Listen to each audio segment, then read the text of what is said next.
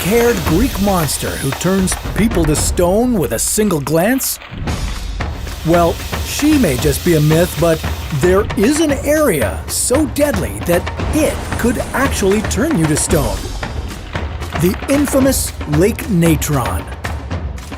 What makes Lake Natron's water so dangerous? What kind of creatures live there? And could you survive if you fell in? And here's what would happen if you jumped into Lake Natron. Before we take the plunge, we'd better look at what Lake Natron is made of. Much like the Dead Sea, this Tanzanian lake doesn't run off into any oceans or rivers.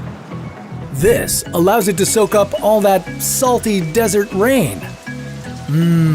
Soupy.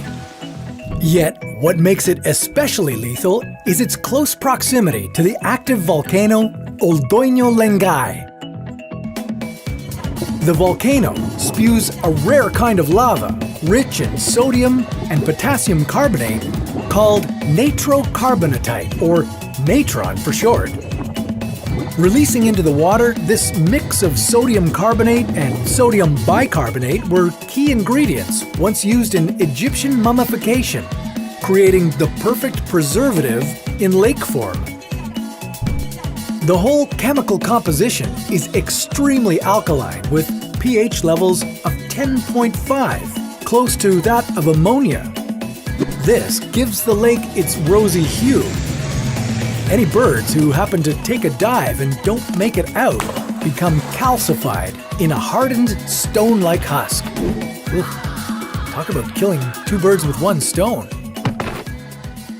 In 2013, wildlife photographer Nick Brandt was one of the first to document this phenomenon.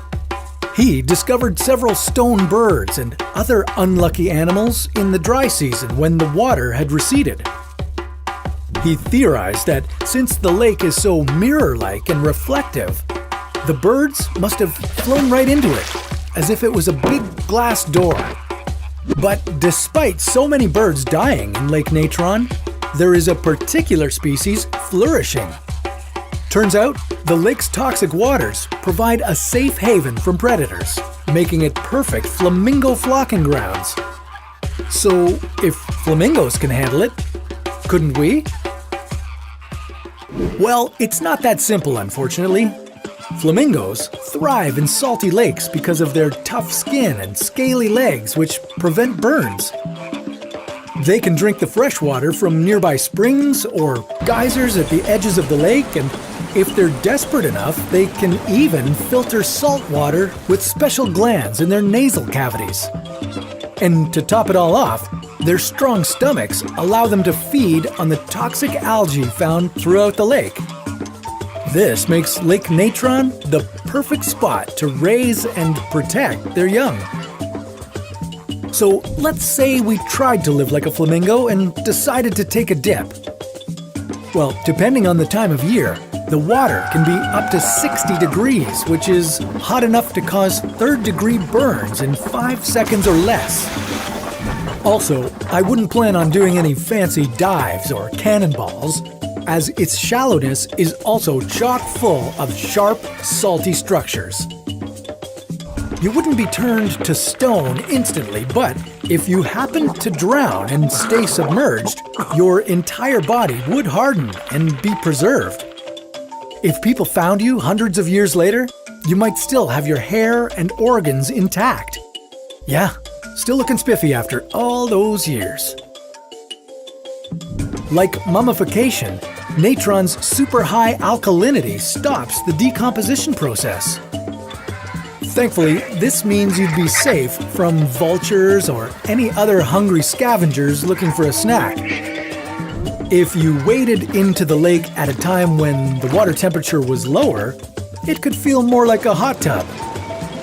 But your eyes or any open wounds would sting like crazy because of all that salt. I'd strap on some goggles if I were you. In 2007, another bird flew straight into this chemical cocktail. A group of wildlife videographers plunged into Lake Natron's toxicity when their helicopter crashed.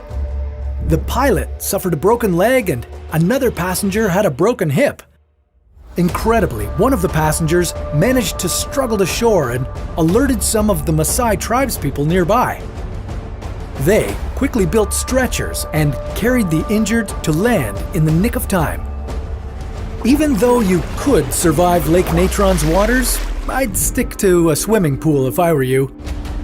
As for our flamingo friends, this just goes to show how the harshest environments can be a sanctuary for some animals.